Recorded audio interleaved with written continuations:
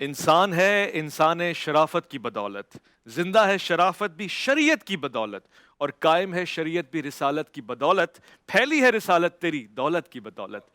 آج جس ہستی پہ ہم سلام عقیدت پیش کر رہے ہیں، کس درجہ اٹل رشتہ ایمان ان کا ہے، توحید پہ کتنا بڑا احسان ان کا ہے۔ جب اللہ کہتا ہے نا کہ مجھے قرض دو، تو مومنین اور مومنات وہ جماعت جو اللہ کے بندوں پہ شفقت فرماتے ہیں، یعنی قرض کی ایک صورت ایسی ہے، یہ سارا کا سارا سرمایہ آپ نے اللہ کی راہ میں دے دیا، اور اپنا سب کچھ، یہاں تک کہ شیب طالب میں ایک کھجور کی گٹلی کے لیے بھی آپ ترسائی گئیں، اور پھر اس سال کو عام الحزن قرار دیا گیا۔ میں قاری خلیل الرحمان صاحب کی موجودگی میں کیا بولوں، میں آپ سے سوال پوچھنا چاہتا ہوں محمد صاحب۔ قاری صاحب، جناب حضرت خدیجہ رضی اللہ عنہا کی شخصیت، یعنی آپ کا وہ دور کہ رسالت مآب صلی اللہ علیہ وآلہ وسلم کی شخصیت کو آپ پرکھ رہی ہیں، گویا اس سے پہلے بھی آپ عقد میں رہ چکی ہیں، مگر حضور سے محبت اور عقیدت کا اظہار خود فرما رہی ہیں، یعنی رشتہ خود بھیج رہی ہیں۔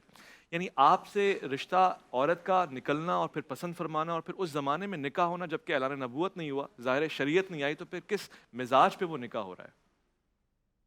پہلی بات تو یہ ہے کہ دنیا میں انسان بہت ہیں، ہوں، انسانیت بہت کم ہے۔ واہ واہ، سیدہ خدیجہ الکبریٰ نے یہی چیز ڈھونڈی رسول اکرم صلی اللہ علیہ وسلم میں۔ صلی اللہ علیہ نبوت سے پہلے جو آپ میں جوہر تھا وہ انسانیت کا جوہر تھا۔ جب آپ نے اپنا مال تجارت دیا اور جب جس طرح پھر آپ نے واپس آ کر حساب دیا، بتایا، تو وہ سمجھ گئیں کہ یہ کوئی خاندانی ہی کوئی ایسا کام کر سکتا واہ واہ ہے، واہ، یہ ان کی تربیت کسی عام آدمی نے نہیں کی ہے۔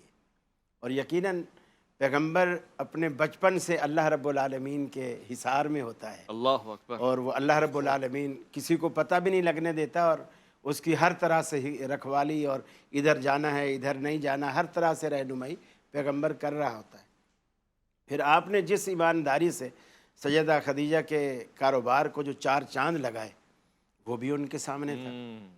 تو پھر انہوں نے آپ کی یہ ایمانداری، یہ انسانیت، یہ خدا ترسی اور ہمدردی، لوگوں کے ساتھ صلہ رحمی، یہ ساری چیزیں دیکھی، جس کا اظہار انہوں نے اس وقت کیا جب رسول اکرم صلی اللہ علیہ وسلم غار حرا سے ڈرے ڈرے آئے اور گھبرائے گھبرائے آئے، اور فرمایا زملونی زملونی، مجھے چادر اڑاؤ چادر یا اڑاؤ، ایھا المزمل، جی ہاں مجھے چادر اڑاؤ۔ تو سیدہ خدیجہ نے جب چادر اڑا دی اور آپ نے سارے واقعے کا منظر کا نقشہ کھینچا، تو انہوں نے جو تسلی دی، تو انہوں نے پہلے جملے ان کے یہی تھے کہ کلا واللہ لا یخزیک اللہ ابدا، اللہ کی قسم اللہ آپ کو کبھی ضائع کرے گا ہی نہیں۔ آہا، آپ تو صلہ رحمی کرتے ہیں، جی آپ تو غریبوں کا سہارا بنتے ہیں، جی آپ تو دکھیوں کے دکھ درد اٹھاتے ہیں، جی، یعنی وہ ساری انسانیت کی خوبیاں، اخلاقیات کی وہ ساری خوبیاں ہاں، سیدہ خدیجہ نے ایک ہی سانس میں ساری گن کے آپ کے اندر جمع کر، سبحان اللہ، سبحان کہ جو اتنی خوبیوں کا مالک ہو، اللہ تعالیٰ اس کو ضائع کرے گا؟ یہ ممکن ہی نہیں ہے۔ اللہ، اور پھر رسول اکرم صلی اللہ علیہ وسلم، یہ وہ جوہر تھا جو سیدہ عائشہ صدیقہ خدیجہ الکبریٰ رضی اللہ تعالیٰ عنہ کو جس نے نکاح پر آمادہ کیا۔ لیکن محبت بھی رسول اللہ علیہ وسلم نے ویسی کی، جہاں انہوں نے بات روکی تھی، میں اس سے آگے تھوڑی بات چلانا چاہوں گا، وہ یہ کہ خود اس موقع پر جب اللہ کے رسول چونکے نا جی، کہ مجھے تو خدیجہ کی آواز لگتی ہے، ہاں، سیدہ عائشہ ایک سوکن ہونے کے ناطے بھی، اور دوسرا جب کوئی شخص کسی کو ٹوٹ کے چاہتا ہے نا، ہائے ہائے، وہ محبت میں شراکت پسند نہیں کرتا۔ کیا بات ہے، تو سیدہ عائشہ نے جب یہ دیکھا کہ میرا محبوب ہاں، میرے ہوتے ہوئے ہاں، کسی اور کو چاہ رہا ہے، ہائے اور ہائے، وہ بھی اس کو چاہ رہا ہے جو ابھی دنیا میں نہیں ہے، تو بول پڑی، کہنے لگے یا رسول اللہ صلی اللہ علیہ وسلم، آپ کو کوئی بیویوں کی کمی تو نہیں ہے؟ اللہ تعالیٰ نے اتنی، یعنی اپنی طرف اشارہ کر کے، ہاں، آپ کو، وہ ایک بڑی عمر کی تھی، ہاں، اللہ نے آپ کو جوان بیوی دی ہے، اور ہم ہر طرح سے آپ کا خیال رکھتے ہیں، ہاں، اور آپ ایسی بیوی کو ابھی بھی یاد رکھتے ہیں جو اس دنیا میں نہیں ہے۔ ہاں، نبی رحمت صلی اللہ علیہ وسلم نے فرمایا عائشہ مجھے خدیجہ کے بارے میں تکلیف نہ دو، اللہ اکبر، اس کی محبت مجھے پلا دی گئی، ہائے ہائے ہائے، یہ محبت ہے جو اس کسی کی کی محبت غائبانہ بھی مجھے محبت، پلا دی گئی۔ سبحان اللہ، اور یہی جملہ پھر انشاءاللہ جب کبھی سیدہ صدیقہ کی بات آئے گی تو میں اس کو اللہ کے رسول نے ریورس بھی سالن والی بات بھی بتا جی رکھی ہے، مگر دیکھیں جب کوئی ذبیحہ آ رہا ہے، کوئی قربانی ہو رہی ہے، وہ قصہ خاص طور سے نکال کے آپ کی سہیلیوں کو بھجوایا جا رہا ہے، یہ کیا مرتبہ ہے؟ سوال کا یہ بھی حصہ ہے نا کہ جب اس وقت شریعت اسلامی نہیں تھی، یعنی کوئی اظہار نہیں تھا، تو پھر نکاح کس صورت میں ہوا، کس زاویے پہ ہوا، کس نے پڑھایا؟ نہیں، نکاح اصل اسلام بھی اسی کو نکاح مانتا ہے کہ جب ولی کی اجازت سے दोनों आकिल और बालिग इजाब व कबूल करें गवाहों की मौजूदगी में, वो निकाह हो जाता है। बाकी हम जो खुतबा पढ़ते हैं, कुछ दुआएं करते हैं, ये हम तबर्रुकन ऐसा करते हैं कि चलो नेक मजलिस में खुतबा पढ़ा जाएगा, दरूद पढ़ा जाएगा तो मजलिस बाबरकत हो जाएगी। और इस यही वजह है कि जब जो लोग मुसलमान हुए नबी करीम सल्लम की बेसत के बाद, और वो मियाँ बीवी थे, तो अल्लाह के रसूल ने उनको नहीं कहा कि अपने निकाह दोबारा करवाओ, जी ऐसे ही है। यानी उनके पिछले निकाह ही बरकरार रखे इसलिए कि निकाह में जो चीज़ शर्त है वो उनकी पूरी थी। मगर ये तो खुद रिसालत माब का निकाह है ना, वो जो शरीयत लाने वाला है उसका निकाह है ना। हाँ, लेकिन उस वक्त अभी शरीयत नहीं लाए, मगर तो तैयब व ताहिर है। अलबत्ता आपके चचा अबू तालिब ने अच्छा, निकाह पढ़ाया, अबू तालिब ने निकाह पढ़ाया और निकाह में आपकी तारीफ़ की, और ये तक तारीफ़ की कि मेरे भतीजे जैसा कोई भतीजा किसी के पास है तो लाओ, वाह वाह, इन जवाहर जैसे किसी के पास जवाहर हैं तो कोई सुभान लाओ। अल्लाह, सुभान यानी वो तारीफ़ें की कि जिसका रसूलुल्लाह सल्लल्लाहु अलैहि वसल्लम इस्तेहकाक रखते थे। हाय हाय हाय, ये नहीं कि हकीकत से हटकर कोई मुबालगा आराई की, क्या बात। हकीकत पर मबनी, हकीकत पर मबनी गुफ्तगू हाय हाय, की। सुभान अल्लाह। और अल्लाह की भी तारीफ हो रही है, जी बिल्कुल, और तो इदराक है। इसलिए कि अरब अल्लाह रब्बुल आलमीन का तसव्वुर मौजूद था सही है। उस, जैसे आप सल्लम के वालिद गिरामी का नाम अब्दुल्ला, आखिर ये देख कर रखा कि उस ज़माने में अल्लाह का एक तसव्वुर मौजूद है। मगर तौहीद के साथ खानदान नबुव्वत वैसे भी ये जी। जो दीन इब्राहिमी तो मगर शिरकत यानी मुशरिकाना मिजाज तो नहीं पाया जा रहा ना इन कलमात में, बनु तो हाशिम मौहिद में पसंद इसका हो जी गया बिल्कुल भाई, कमाल जैसे बात है। कुरान ने खुद सवाल किया कि अगर तुम इनसे पूछो आन तुम तज़राऊनहु अम नहनु ज़ारिऊन, ये खेती बाड़ी बीज जो तुम जमीन में गुम कराते हो, इसको हम उगाते हैं या तुम उगाते हो? जी जी तो अल्लाह ने कुरान में कहा ये कहेंगे कि अल्लाह करता है। बिल्कुल। वैसे भी बहुत अरब की आप तारीख पढ़ेंगे ना तो हर कबीले के आपको बुत मिलेंगे। हर बनु कबीले हाशिम में का कोई बनु बुत नजर हाशिम नहीं का है। बुत नहीं था कोई। यानी तो मुवाहिद हुए ना ये तो। जी वो हजरत हाशिम, हजरत अब्दुल मुत्तलिब ये इस उसी सिलसिले में थे जो उम्मतम मुस्लिमतल लक, जो इब्राहीम अलैहिस्सलाम की दुआ थी। भाई माशाल्लाह। मैं अल्लामा अब्बास वज़ीरी साहब से इस सवाल को बढ़ाता हूँ, तसलसल मिलेगा। वो क्या सलाहियतें थीं जो जनाब उम्मुल मोमिनीन ने देखी, सुनी, समझी, परखी और रिश्ता भिजवा दिया, और इससे क्या भरोसा मिलता है कि हुजूर सल्लल्लाहु अलैहि वसल्लम को देखने वाली आंख, सहारा देने वाला हाथ और ताउन करने वाला वो मिजाज जनाब खदीजा के पास है। बिस्मिल्लाहिर्रहमानिर्रहीम रब्बिश्रह ली सदरी व यस्सिर ली अमरी वहलुल उक़दतम मिन लिसानी यफ़क़हू क़ौली। हज़रत खदीजा सलामुल्लाह अलैहा को कई जिहत से उनकी फ़जीलत, उनकी अज़मत नुमायाँ होते। तो हज़रत पैगम्बर अकरम सल्लल्लाहु अलैहि वसल्लम की ज़ौजा हैं। बिला शक व शुबा पैगम्बर की ज़ौजियत में होना ख़ुद एक एज़ाज़ की बात है, इसे नज़रअंदाज नहीं किया जा सकता है। दूसरी बात यह है कि मैं पिछले साल हज़रत आयशा के रोज़ में भी ये जुमला अर्ज़ कर चुका हूँ कि दूसरी बात यह है कि कुरान ने ज़ौजात पैगम्बर को, अलबत्ता कुरान की ताबीर के मुताबिक अज़वाज, जी ज़ौजात नहीं है, वहाँ अज़वाज है। ज़ौजात पैगम्बर को उम्महातुकुम कहा है, अगरचे कि वो उम्म हकीकी नहीं है, इसलिए कि वो हमारे नामहरम हैं।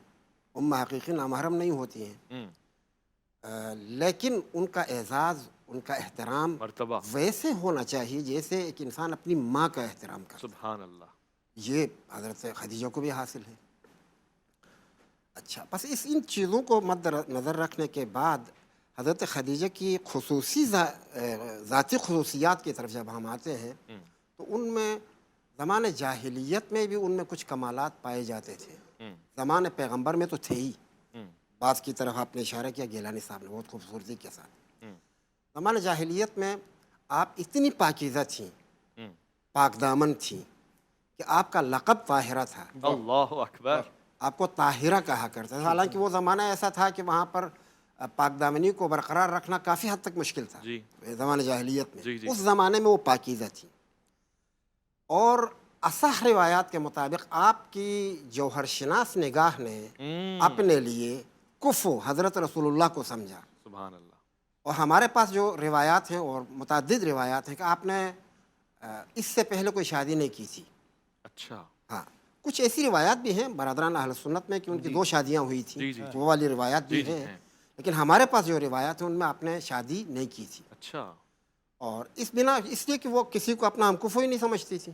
جتنے رشتے آتے تھے وہ بڑے بڑے قبائل کے سردار ان کے پاس آئے, انہوں نے رد کر دیا, کسی کے ساتھ شادی نہیں کی اور اپنے لیے حضرت رسول اللہ کا انتخاب کیا. سبحان اللہ. جناب خلیل الرحمن صاحب نے بہت خوبصورتی کے ساتھ ابھی بعض مطالب کی طرف اشارہ کر دیا کہ حضرت خدیجہ نے حضرت پیغمبر کو جب مال تجارت دے کر شام بھیجا اور اس کے ساتھ اپنا غلام بھی ساتھ کیا تھا, اور غلام آہستہ سے اس حضرت پیغمبر کو جج کر رہا تھا. یہ اس کو ڈیوٹی دی گئی تھی کہ آپ اس کو دیکھ لیں کہ کیا کرتا ہے, اس کی خلوتیں کیسی ہیں, جلوتیں کیسی ہیں, امانت داری کیسی ہے, معاملہ کیسے کرتا ہے, وہ سب چیزوں کو دیکھ رہا تھا. اس دوران میں 2 راہبوں سے ان کی ملاقات بھی ہوئی اچھا. اس سفر میں, اور انہوں نے آپ کے نبی ہونے کی گواہی بھی دی کہ آپ نبی ہیں, نبی خاتم ہیں. اور غلام نے یہ سب باتیں نوٹ کی. واپس آئے, جب واپس آئے تو حضرت پیغمبر اکرم نے بہت بڑا منافع جو آج تک اس مدت میں ان کو حاصل نہیں ہوا تھا وہ حضرت پیغمبر نے ان کو دے دیا. اور پھر آپ جب گفتگو کرتے تھے تو اپنی نگاہیں ہمیشہ جھکائے ہوئے حالت میں گفتگو سبحان کرتے تھے اللہ یا پیغمبر اکرم. محمد. سبحان اللہ. وہ شہرت جو حضرت پیغمبر کو صادق و امین کے عنوان سے حاصل تھی وہ حضرت خدیجہ پریکٹیکلی دیکھتی تھیں کہ ان کی نگاہ خیانت نہیں کرتی ہے, ان کی گفتگو میں امانت داری ہے. اللہ اکبر. تو یہ سب چیزیں اس نے دیکھی, اور پھر جب اس کے غلام نے اسے خبر دے دی تو اسے یقین ہوا کہ اس سے بہتر کوئی فرد بشر کرۂ ارض کے اوپر نہیں ہے, موجود ہی نہیں ہے. سبحان اور اللہ. یہ اس کی بلند ظرفی ہے, بلند نگاہی ہے کہ اس نے اسی کو انتخاب کیا اور انتظار نہیں کیا کہ ادھر سے رشتہ آئے, بلکہ انہوں نے خود سے رشتہ بھیجا. اللہ اکبر. یہ اس زمانے کے روایات کے خلاف شاید آج بھی جی ایسے ہی آج کے روایات بھی ایسے نہیں ہیں کہ کوئی خاتون اپنا رشتہ خود بھیجے, معروف نہیں ہے یہ. یا معروف ایسا نہیں ہے. اگر ہو بھی جائے تو خفیتاً ہو سکتا ہے, لیکن علی الاعلان کوئی اس طرح کرے مشکل ہے. جی. تو یہ حضرت خدیجہ نے ایسا کیا. اور اس زمانے میں زمانے جاہلیت میں بھی حضرت خدیجہ کا پاکیزہ ہونا اور اس کی نگاہوں میں تیزی ہونا اور ایک اچھی مینیجر, یعنی اس زمانے میں دیکھیے کہ سرمایہ دار خواتین تھی نہیں. جی. پہلے تو خواتین کو کوئی حیثیت حاصل نہیں تھی, جی. اور اگر کوئی ہیں بھی تو اس معیار کی کوئی خاتون نہیں تھی. کیا ملکہ ہیں, ملکۃ العرب. تو یہ خود ان کے ذہانت اور ان کی ہوشیاری کی علامت ہے کہ وہ ذہین اور فطین خاتون ہے. سبحان اللہ. اور اس ذہانت اور فطانت کے ساتھ طہارت بھی ہے, اس لیے آپ کو طاہرہ کہا کیا جا بات رہا ہے, ہے. کیا بات ہے. یہ بڑی باکمال خاتون. جب یہ حضرت پیغمبر کے ساتھ ان کا عقد ہوا تو اب اس کے بعد کا جو ان کا دور ہے وہ اور زیادہ نکھر وہ میں سننا چاہوں گا. اس میں لطافت ہے, عمدگی ہے, اور میری طلب اور تشنگی کی اس بات کا تقاضا کر رہی ہے. یہ میں سنوں گا. مفتی صاحب کے پاس آؤں گا, علامہ صاحب کے پاس. ایک مختصر سے وقفہ لے رہا ہوں, ذہن من میں لوٹ کر آؤں گا اور اس میں مزید گفتگو کرنے کا خواہش مند ہوں. آپ نے آنا ہے, آپ کا انتظار جاری ہو. ساری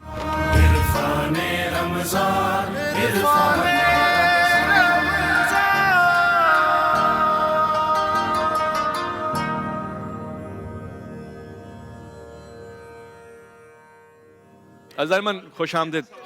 میں اس وقت یہاں پہ آلریڈی ایک گفتگو جاری ہے اور اس میں لطافت کا اضافہ ہوگا جب ہم آج کے موضوع پہ آ جائیں گے. ویسے قاری خلیل الرحمان صاحب جب ہوتے ہیں تو یہاں کا سما ہی اور ہوتا ہے, اور یہاں پہ محبت اور مودت اور الفت لبوں پہ آئی ہوئی ہوتی ہے. یہ ربانی صاحب کی محبت ہے جی, ہم تو کچھ بھی نہیں.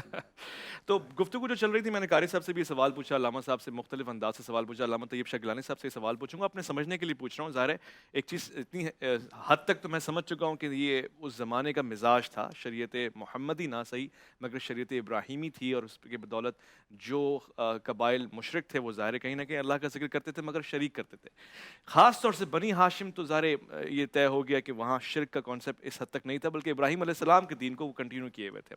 تو اعلان نبوت سے قبل جو آپ کا نکاح ہوا اس وقت شریعت محمدی تھی, یہ بات واضح ہو گئی ہے.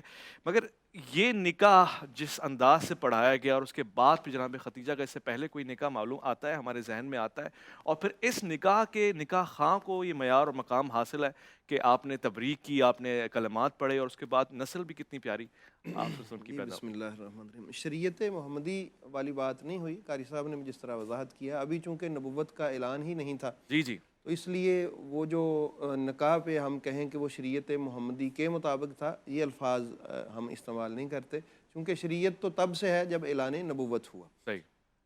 باقی رہا نکاح کا معاملہ، وہ بھی کچھ وضاحت ہوئی کہ نکاح میں جو ضروریات ہے وہ ایجاب و قبول ہے، گواہوں کی موجودگی میں وہ ہوا، اور اس کی جو خوبصورتی ہے وہ بیان بھی کی کہ حضرت جناب سیدنا ابو طالب نے جو خطبہ ارشاد فرمایا وہاں پر کھڑے ہو کر، اس میں انہوں نے جو کہا تھا کہ الحمدللہ الذی جعلنا من ذریۃ ابراہیم وزرع اسماعیل، کہ ہم اس اللہ کی حمد کرتے ہیں، حمد بجا لاتے ہیں اللہ رب العالمین کی، کہ جس نے ہمیں ابراہیم علیہ السلام کی اولاد سے اور اسماعیل علیہ السلام کی کھیتی سے بنایا ہے۔ اس بات پہ بھی ہم اللہ کی حمد کرتے ہیں، یعنی ابراہیم علیہ السلام کی نسبت پہ وہاں کھڑے ہو کے اللہ کی بارگاہ میں شکریہ ادا کر رہے ہیں۔ اور پھر ایک اور، یہ تو خطبے کا تسلسل ہے، ایک اور روایت ہے، چونکہ یہ تاریخ کی کتب میں یہ مختلف الفاظ کے ساتھ جملے جو ہیں یہ موجود ہیں، بڑے خوبصورت جملے، پاکیزگی ہے جناب سیدہ عائشہ خدیجہ سلام اللہ تعالیٰ علیہا کے حوالہ سے، وہ بھی میری نظر سے گزرے، کہ انہوں نے کہا کہ ان ابن اخینا خاطبن، یعنی وہ جو خواستگاری کر رہا ہے، نکاح کے لیے کہہ رہا ہے ہمارے بھائی کا بیٹا، کس کے لیے؟ کریمتکم، یہ جو تمہارے قبیلے کی کریم بیٹی ہے نا اس کے لیے، اور کون سی کریم ہے؟ المعروفۃ بالسخاء والعفہ، اپنی کیا عفت میں خوبصورت الفاظ ہیں کہ جو سخاوت میں اور پاکیزگی میں اپنی مثال آپ ہے، جو معروف ہے اس زمانے میں، وَهِيَ فَتَاتُكُمْ الْمَوْصُوفَةُ الْمَذْكُورَةُ، اور یہ جو پاک بی بی ہے یہ ایسے اس زمانے میں اس کی صفت یہ ہے، ان صفات سے متصف ہے، فضلها الشامخ، کہ جس کا فضیلت مآب ہونا معروف ہے اور عظیم فضیلت رکھتی ہیں یہ اپنے آپ میں۔ تو ان الفاظ کے ساتھ حضرت سیدنا ابو طالب علیہ السلام نے بڑی محبت کے ساتھ آپ کا خطبہ نکاح جو ہے ارشاد فرمایا، اور یقیناً جس طرح وزیر صاحب کہہ رہے تھے کہ یہ وہ دور تھا کہ پاکیزگی اور طہارت کو قائم رکھ سکنا اس دور میں شاید بڑا مشکل تھا۔ اس دور میں بھی اگر کوئی طاہرہ کے لقب سے ملقب ہے تو وہ حضرت سیدہ خدیجہ تھیں، اور پھر اللہ پاک نے کیا انتظام فرمایا۔ میں دوستوں سے کہا کرتا ہوں کہ نگاہ قدرت نے اس مشن کو کی کمپلیکیشن کے لیے، اس کو کمپلیٹ کرنے کے لیے زمین پر جب نگاہ دوڑائی کہ میرے نبی پاک علیہ الصلوۃ والسلام کو میں نے ایک مشن دیا ہے، هو الذی ارسل رسولہ بالہدی ودین الحق لیظہرہ علی الدین کلہ ولو کریہ المشرکون، مشرکین اگر اس کو ناپسند بھی کریں پھر بھی تکمیل تو ہوگی اس کی۔ اب کوئی بھی مشن ہے وہ کسی اکیلے شخص سے تکمیل تو نہیں ہوتا۔ نبی رحمت علیہ الصلوۃ والسلام کے اس مشن کی تکمیل کے لیے اللہ نے نگاہ انتخاب جب دیکھا تو اس نگاہ میں دو ہستیاں جن کو اول اللہ نے جو مصداق ٹھہری، وہ ایک حضرت ابو طالب اور ایک حضرت سیدہ خدیجہ ہے، جو دل و جان سے اپنے، اور بلکہ کسی نے کہا بھی تھا ایک مال کی اظہار کو دیکھ کے کہ اتنا مال خرچ کر دیا، آپ نے فرمایا تھا فمل مالو الا مثلا کل ازفار۔ یہ شخصیت جو ہے یہ بہت بڑی ہیں، یہ میرا مال و متاع تو ایسے ہے سارا بھی خرچ ہو جائے جس طرح ناخن کا ایک تراشا ہوتا ہے۔ کیا بات ہے جی، کیا بات ہے۔ اچھا یہ کمال بات ہے، آپ بھی کوئی نیک کام کرتے ہیں تو آپ دیکھتے ہیں جی آمدنی جہاں سے آ رہی ہے، چندہ جہاں سے آ رہا ہے وہ مناسب ذرائع ہیں، کوئی حرام کا مال تو نہیں ہے، یعنی کام اگر طیب و طاہر ہو تو آمدنی بھی بہترین ہونی چاہیے۔ جناب رسول خدا دین کی خدمت کے لیے جہاں سے مال لے رہے ہیں وہ طاہرہ کا مال ہے۔ بالکل کیا کمال بات کی آپ نے۔ مفتی ابوبکر محی الدین صاحب تشریف فرمائے۔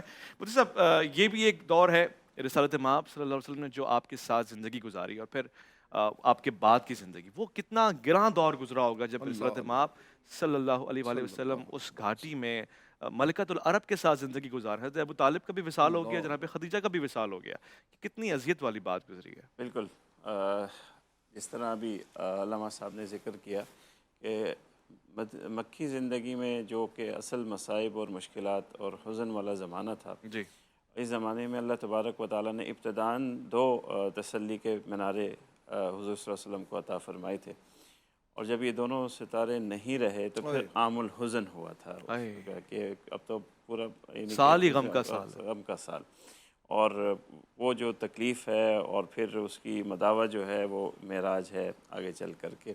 لیکن بہرحال یہ ایک بہت ہی اللہ تبارک و تعالیٰ کی طرف سے انعام تھا نبی کریم صلی اللہ علیہ وسلم کے لیے کہ ایسی زوجہ کریمہ کہ جنہوں نے نہ صرف گھر میں بھی تعاون کیا، ان کے مال نے گھر سے باہر بھی تعاون کیا، اور پھر ان کی تسلی اور ان کا فہم فراست اور حضور صلی اللہ علیہ وسلم کے لیے وہ ان کا مستقل ایک تسلی کا مقام تھا۔ اس موقع پہ میں جیسے ہمیشہ کوشش کرتا ہوں کہ یہ وہ شخصیات ہیں کہ جن شخصیات سے ہماری آج کی نوجوان نسل کو کچھ حصہ ملنا چاہیے۔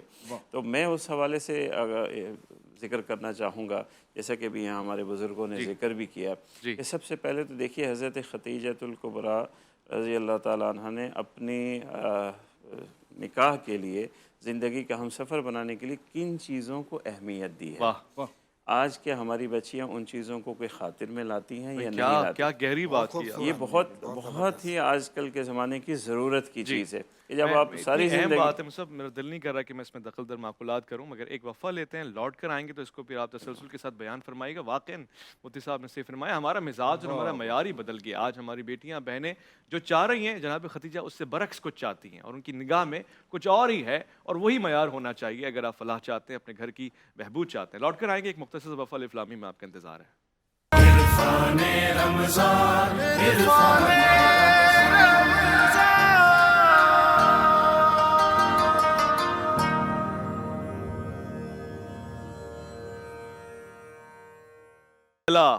پھیلا تیرے دم سے رخ ہستی میں اجالا، ظلمات کو ایک صبح ابد رنگ بدل ڈالا، دنیا سے تیری سوچ کا انداز نرالا، بچوں کی طرح گود میں اسلام کو پالا۔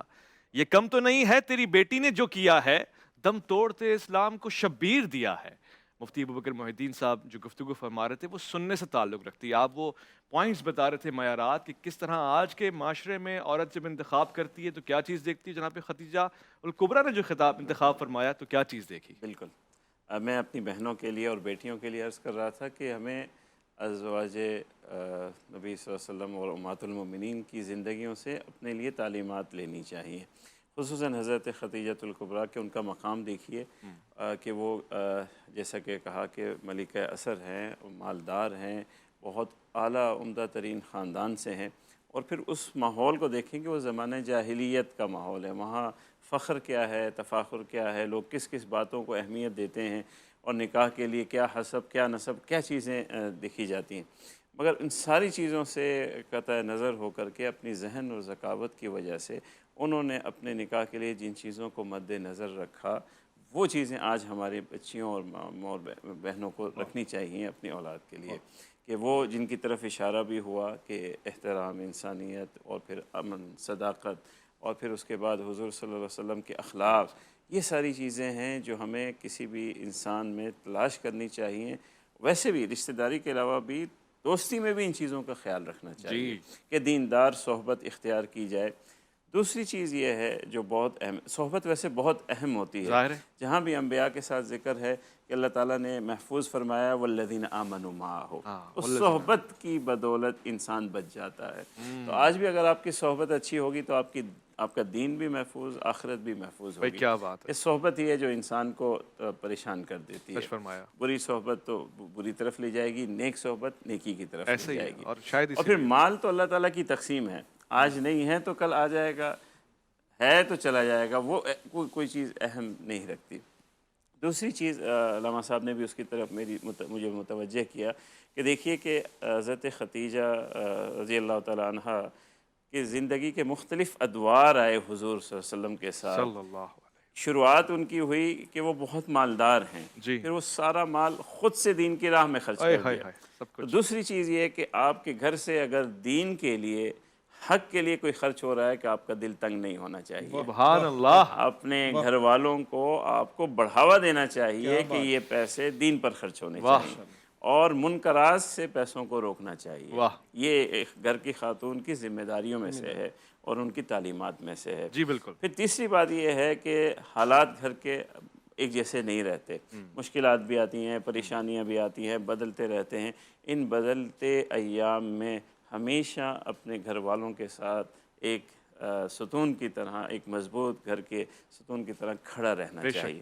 حضرت خدیجۃ الکبریٰ کا وہ زمانہ جب حضور صلی اللہ علیہ وسلم پر وہ وقت آیا کہ وہ وہاں ہیں، معصور ہیں، تو وہ کیسا تکلیف والا اور اسرت والا زمانہ وہ تھا، بھی وقت گزار وہ وقت گزار دیا، اور کوشش کرتی رہی کہ حضور صلی اللہ علیہ وسلم کو راحت ان سے پہنچے، میں قربان، راحت میں پہنچے۔ قربان، کوئی ایسا مومنوں کی ماں۔ مطالبہ نہیں کیا کہ حضور اللہ کی تکلیف کو بڑھا دے کہ میں مالدار تھی، میں ایسی اللہ زندگی اکبر۔ گزارا کرتی تھی۔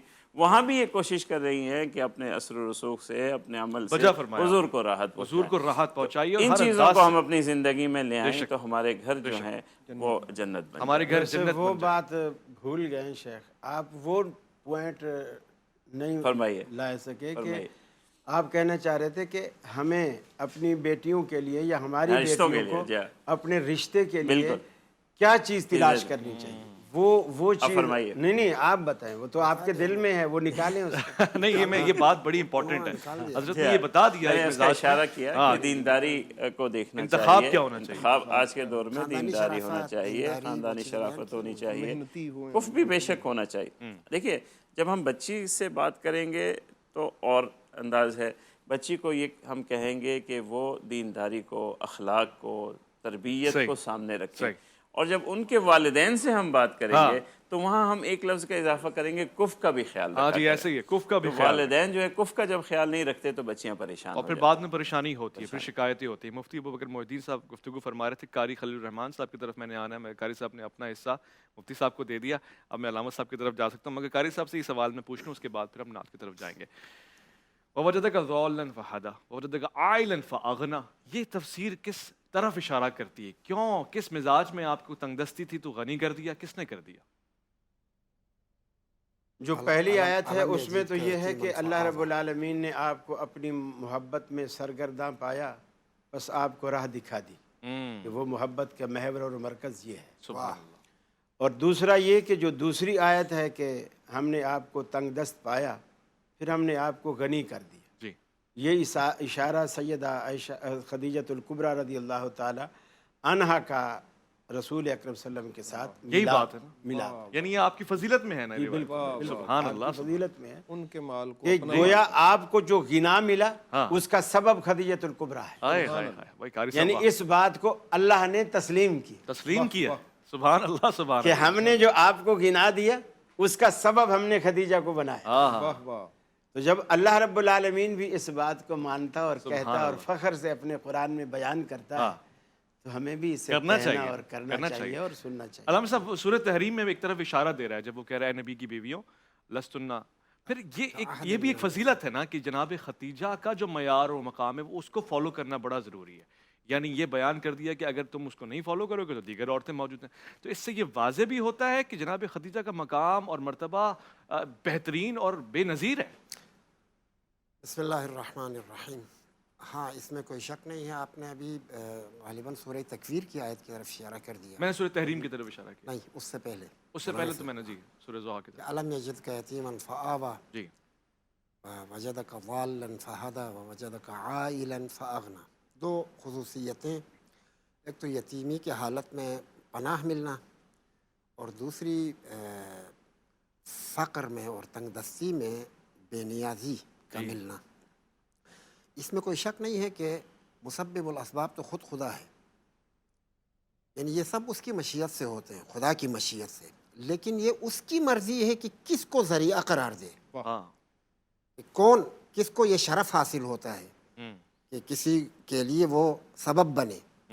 مثلا زمین جب مردہ ہوتی ہے تو اسے زندگی بخشنا خدا کا کام ہے، سبحان اللہ، حیات خدا دے دیتا وہی ہے، دیتا ہے، لیکن زمین مردہ کو زندہ کرنے کے لیے جو وسیلہ ہے وہ پانی ہے، ہاں، یہ اس نے ایسا بنا دیا، اس کے بنائے ہوئے نظام میں ایسا ہے، تو اسے حیات ملے گی اس راستے سے، اس طرح سے۔ صحیح، پانی ہے کہیں پر اور وہ آپ کے گھر تک آئے گا، جب تک وہ پائپ لائن نہ بچھے ہاں، وہ پانی آپ کے گھر تک نہیں آئے گا، نہیں آئے تو وہ پائپ لائن وہ وسیلہ ہے کہ جس کے ذریعے سے پانی آپ کے گھر تک پہنچتا ہے۔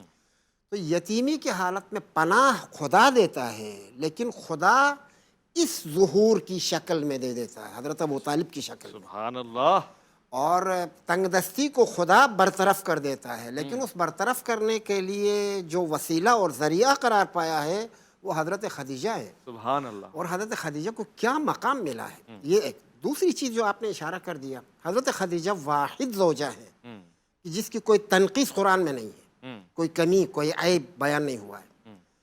قرآن مجید میں تمام پیغمبر اکرم کی تمام زوجات لائق احترام ہیں، اس میں کوئی شک و شبہ نہیں ہے، اور سب کے سب محترم ہیں. لیکن کہیں کہیں پر ان کے ذاتی اعمال میں کمی کی طرف اشارہ ہوا ہے. اچھا، کہ آپ کو ایسا نہیں کرنا چاہیے تھا، یوں نہیں کرنا چاہیے تھا. سورہ تحریم میں ان کی طرف اشارات ہیں. لیکن اس کی وجہ ہے، وجہ ہے، وہ وجہ تو ہوگی، ظاہر ہے. تو بہرحال وجہ بھی ان کی خوبیوں میں.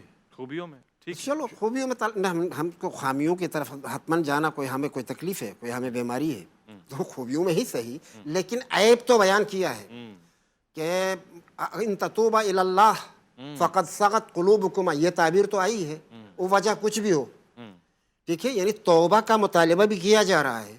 تو یعنی یہ چیزیں تو ہیں، لیکن حضرت خدیجہ کے بارے میں ایسی کوئی بات نہیں. اللہ اکبر. حضرت خدیجہ کے بارے میں فضیلت ہی فضیلت ہے. خدا کی طرف سے سلام آتا ہے حضرت خدیجہ کو. اور جب حضرت جبرائیل اس پیغام کو لے کے آتے ہیں تو حضرت پیغمبر سے کہتے ہیں خدا کی طرف سے سلام ہے اور میری طرف سے بھی سلام ہے ان کے لیے. کیا بات ہے. تو مجھے تو ایسا لگتا ہے کہ جیسے وہ آئے درود میں ہے کہ ان اللہ و ملائکتہ یصلون علی کیا بات ہے، کیا بات ہے. کہ اللہ اور ملائکہ نبی پر درود بھیجتے. اے اہل ایمان، اللہ اور رسول کے ساتھ تم بھی اس عمل میں شریک ہو جاؤ. تو جب اللہ اور جبرائیل سلام بھیجتے ہیں تو اہل ایمان کو چاہیے کہ وہ اس عمل میں اللہ اور جبرائیل کے ساتھ ہو کر حضرت خدیجہ کو سلام کرے. واہ واہ واہ. تو یہ خدا کو مطلوب عمل ہے، اس میں کوئی شک نہیں ہے. حضرت خدیجہ عظیم المرتبہ ہیں. یہ ایک چیز. ایک اور نقطہ، جی خود حضرت پیغمبر اکرم صلی اللہ علیہ وآلہ وسلم، ابھی دو بزرگواروں نے اشارہ کر دیا واقعے کی طرف کہ حالہ بنت خویلد جی حضرت خدیجہ کی وفات کے بعد جب پیغمبر کے پاس آئی اور حجرے کے پیچھے سے اجازت مانگی، مجھے اجازت ہے یا رسول اللہ، تو ان کے اجازت مانگنے کا انداز اور لہجہ حضرت خدیجہ کا سا تھا.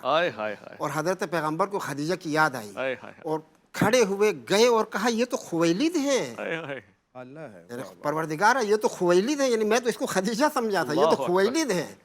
تو اس پر زوجات پیغمبر میں سے کسی ایک زوجہ نے کہا کہ یا رسول اللہ آپ کو کیا کمی ہے، آپ تو ایک خاتون جو گزر گئی ہے اس کی یاد میں ہے، خدا نے اس سے بہتر تمہیں عطا کیا ہے. تو پیغمبر نے فرمایا کہ لا خیر من خدیجہ، یعنی حضرت خدیجہ سے بہتر کوئی نہیں. یہ پیغمبر کی یعنی نفس ہے کہ حضرت خدیجہ سے بہتر کوئی نہیں. یہ ایک چیز. ایک اور چیز، ٹھیک ہے، میں نے کلام کی طرف بہترین نسوان عالم ان کا بیان بھی پیغمبر نے فرمایا، اس میں حضرت خدیجہ کا نام ہے. یعنی زوجات پیغمبر میں کسی اور کا نام نہیں، حضرت خدیجہ کا نام ہے. جناب آسیہ کا لے کے حضرت مریم، حضرت آسیہ، حضرت فاطمہ الزہرا اور ان کے ساتھ حضرت خدیجہ. اللہ اکبر. تو یہ اس سے بھی پتہ چلتا ہے کہ حضرت خدیجہ کا مقام بہت اعلیٰ ہے. حیدر تیری حیبت ہے تو حسنین تیرا حسن، اصحاب وفادار تو نائب تیرے معصوم، اور سلمہ تیری عصمت ہے تو ختیجہ تیری توقیر، زہرا تیری قسمت ہے تو زینب تیرا مقصوم. عرفان رمضان، عرفان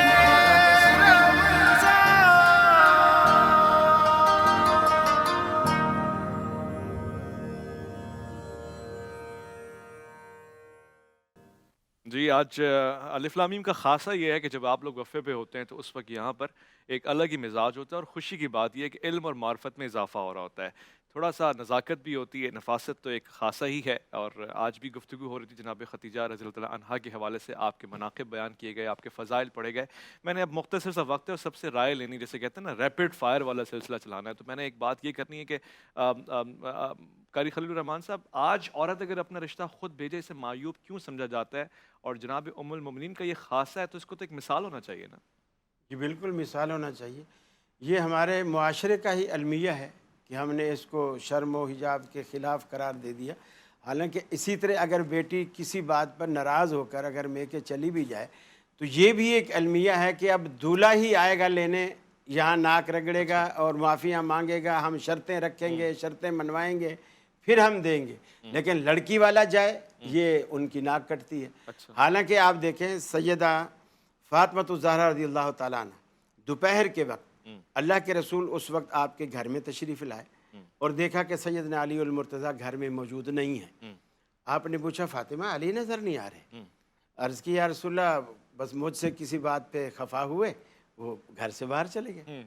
تو آپ نے حضرت فاطمہ سے ایک لفظ نہیں پوچھا کہ وہ کیا بات تھی، کس بات پہ خفا ہوئے، کیوں خفا ہوئے، بات شروع کس نے کی تھی، قصور تیرا تھا یا اس، ایک بات نہیں پوچھی.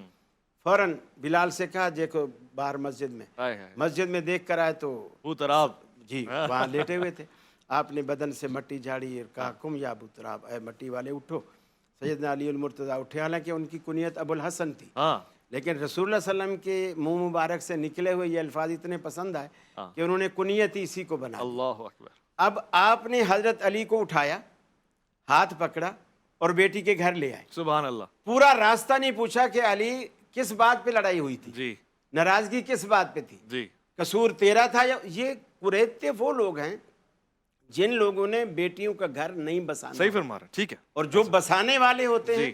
اور یہ رسول اللہ صلی اللہ علیہ وسلم صلی یا اللہ ان کی ناک سے اونچی ناک، ان کی عزت سے اونچی عزت، ان کے خاندان سے کوئی بھی اونچا نہیں، کوئی بھی نہیں، ہے خاندان ہی نہیں. دنیا میں کون ہو کوئی سکتا ہے ہے؟ ہی نہیں. آپ داماد کا ہاتھ پکڑ کے گھر لا رہے ہیں. اللہ اکبر. علامہ صاحب کتنی خوبصورت مثال ہے. آپ اس اتفاق تو کرتے ہیں نا کہ جب ناچاتی ہو جائے میاں بیوی میں، اور جو مثال دی کہ جناب علی اور جناب فاطمہ میں اگر ناچاتی ہو رہی تو خود رسول اللہ لے کر آ رہے ہیں. یہ کہاں آج کل پایا جاتا ہے؟ جو آپ بسم اللہ الرحمن الرحیم، آپ کا جو سوال جناب قاری خلیل الرحمن صاحب سے تھا وہ یہ تھا کہ حضرت خدیجہ نے خود سے پرپوز کیا ہے پیغمبر کے لیے رشتے کا، تو کیا یہ اچھا عمل تھا یا نہیں؟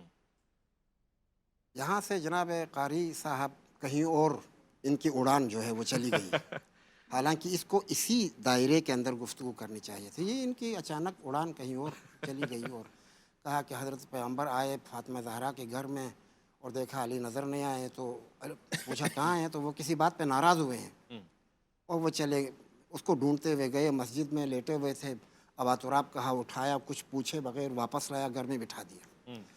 پوری کہانی جعلی ہے اور کہیں پر ثابت نہیں ہے کہ پوری ازدواجی زندگی میں حضرت فاطمہ زہرا ایک لحظے کے لیے حضرت علی سے ناراض ہوئی، اللہ اکبر. سبحان ایک لحظے کے لیے.